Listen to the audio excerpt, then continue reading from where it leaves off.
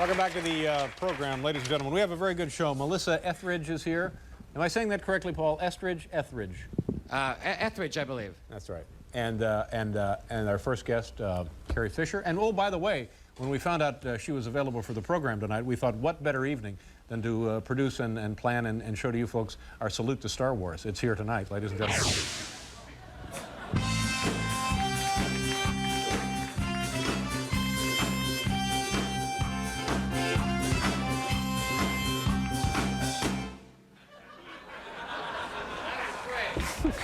That was great, wasn't it? Salute to Star Wars. Yeah, the salute to Star Wars. We'll be doing that all night long. Our first guest is a lovely and talented actress whose book, Postcards from the Edge, won the Penn West Award for Best First Novel. Ladies and gentlemen, please welcome back to this program, Carrie Fisher.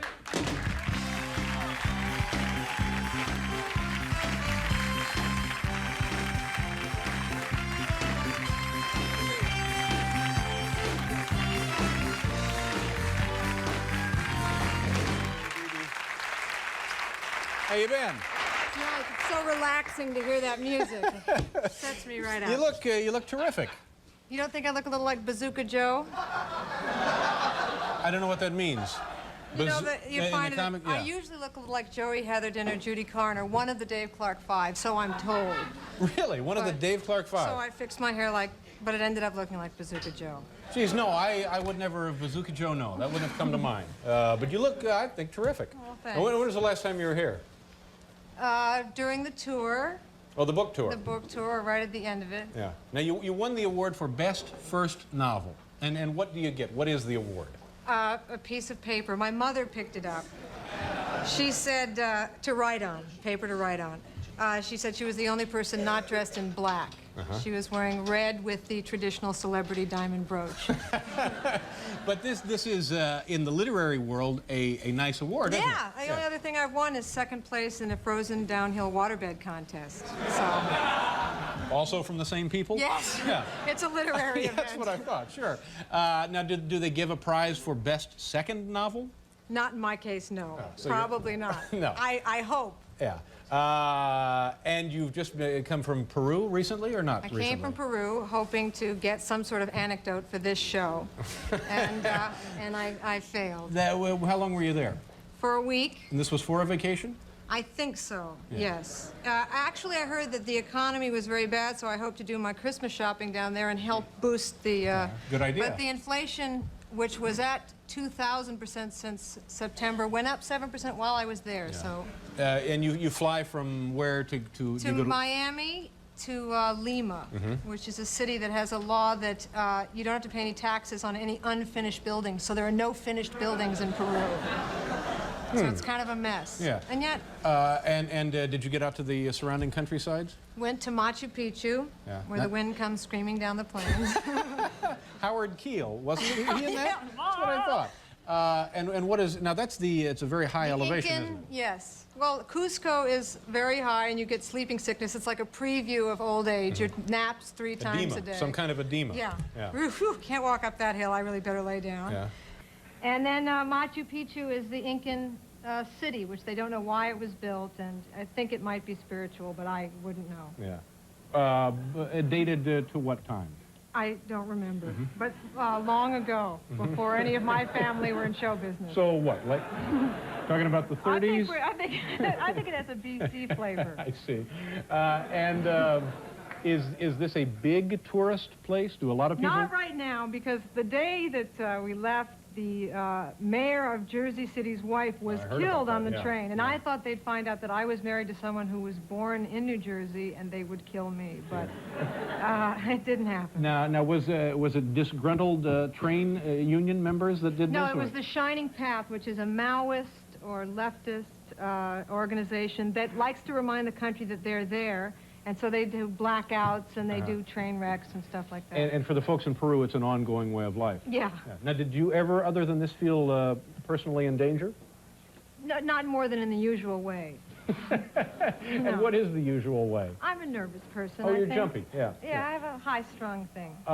Did you meet other Americans down there? Yes, there was some New Age let's see, what do they call chiropractors from Florida who actually had a look at me, and I got an adjustment in the ruins. No kidding. I did. So They noticed I was walking like Buck Henry. Your which ruins have been happens acting up after then, huh? Yes. Yeah. After you know Buck for a while, you start to get hunched over and stuff. And what kind of fellow does this? He had a long ponytail. His name was Joel Friedman, and he and his wife were down There's there. a new age name, huh?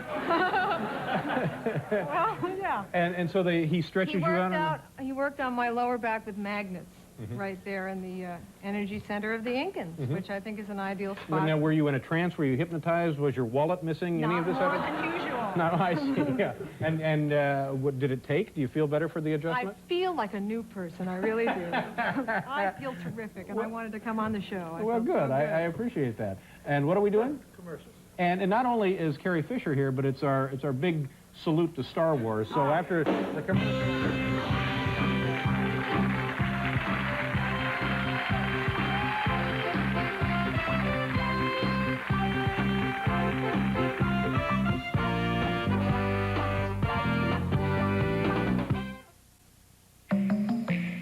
Sean Connery, If you can't do the time, don't do the crime. Dustin Hoffman, Just keep my son away from your criminal schemes. Matthew Broderick. You're in or you're out, but no lectures. I'm in. There's nothing like a good robbery This is why I hated putting on your snowshoe. Okay. to bring a family together. Welcome home, Vito. Family Business. Starts Friday at a theater near you.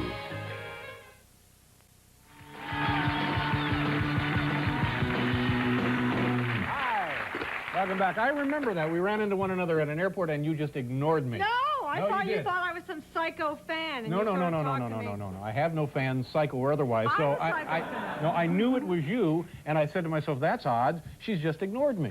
I thought you ignored me. And I thought for a second you thought perhaps I was a sky cap. Well, and no. Yeah, but I do remember that. That All was right, well, back so in we the both- summer, and now here we are in the dead of winter. This is so beautiful.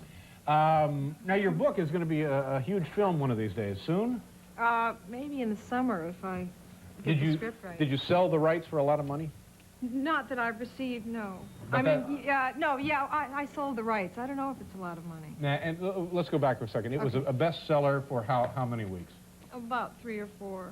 Yeah, but that's pretty good. That's moving a lot of me? books. Yeah, for a first For a time. novel without, one of those celebrity autobiography with photos. Yeah, we're all sick of those, by the way. So Thank you. I commend you on your ability to turn out a piece of fiction and have it be on the bestseller list. I think that's very impressive. Well, thanks. So you made a big fat wad of dough on the book initially. Dinner's on me. Drinks are on the house. No,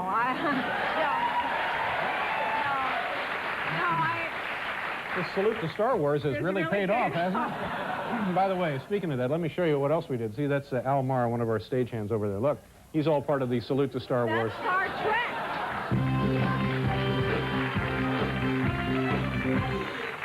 Yeah, I know it's Star Trek, but it's all the same I know. genre. We were which- on vacation. That's the best we could do. Thanks, Al. Good luck on the subway. Okay. So now, are you writing the I screenplay? wrote for the this? script, and I think I've finished it except for some noodling around. Mm-hmm. You were actually in the novel. Is that right? Yeah, in a way. It was sort of a tribute to you, and now there's this tribute to me. It's very, very nice. All part of God's great plan. But now, will you in the movie? Will you play? No, Stallone. I told you before. He will play You. you. No, me. no, no. He will play me. Yeah. But you'll be in the film. won't No, of course not. No, a lucky girl will play me. you? Yeah. See, I think this is the beginning of a period in your life when you can become one of the most powerful women in show business. Really, at my height too. Yeah. That'll Well, be no, great. I'm serious because you write Short women. you write books and you write screenplays and produce films and also star. I don't produce them. I don't know how you do that. Well, I don't either. I think But you have to be a guy and wear a suit. anyway, I hope all of I hope all of this works out really well for you. Now, and tell me about your trip to Russia. I went to Russia, again, hoping for an anecdote for this show. Mm-hmm. And I did get put in a detention center for people who were too stupid to have remembered to bring their visas. No kidding. And you so you I actually was not wow. the gulag, but the jet log, as I like to call it. And I was placed there for 24 hours. Wow. And were they nice to you? You were actually Very nice. Yeah. They seem to like Americans. They don't like Germans. And you could understand 20 million in the Second World War. Yeah, well.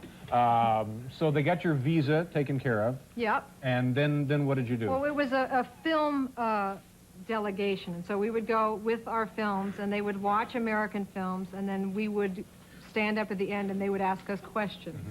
And they would watch the films with such rapt attention, like they were receiving instruction for something very important to them. And so they never, during the whole Star Wars film, which is not a film that requires a lot of concentration, even though, I mean, maybe, yes, it does. Yes, it does.